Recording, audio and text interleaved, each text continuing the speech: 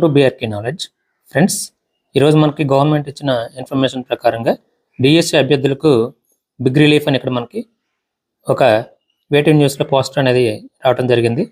DSC అభ్యర్థులకు certificate upload సమయంలో సమస్యలు ఎదురవుతుండటంతో ప్రభుత్వం కీలక ప్రకటన చేసింది. సర్టిఫికేట్ అప్లోడ్ చేయడం తప్పనిసరి కాదని మంత్రి నారా లోకేష్ ట్వీట్ చేశారు. అయితే వెరిఫికేషన్ సమయంలో ఒరిజినల్స్ సమర్పించాలని పేర్కొన్నారు. మొత్తం 16,347 పోస్టుల భర్తీకి నోటిఫికేషన్ రిలీజ్ అవ్వగా మే 15వ తేదీ వరకు దరఖాస్తులు చేసేందుకు అవకాశం ఉంది. పరీక్షలు జూన్ 6 నుంచి జూలై 6 వరకు జరగనున్నాయని మనకి అఫీషియల్గా మనకి ఇక్కడ రావడం జరిగింది.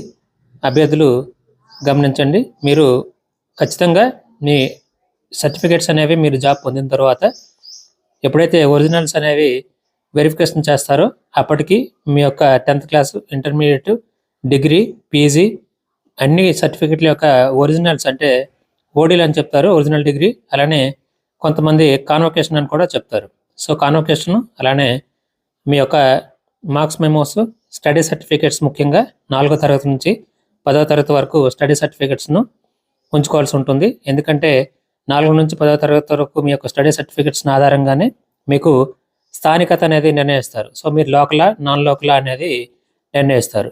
ఉదాహరణకు మీరు 4వ తరగతి నుంచి 10వ తరగతి వరకు ఎక్కువగా మోర్ దాన్ 5 years ఎక్కడైతే మీరు ఏ జిల్లాలో అయితే చదువుతారో ఆ జిల్లాలో మీరు లోకల్గా పరిగణించబడతారు.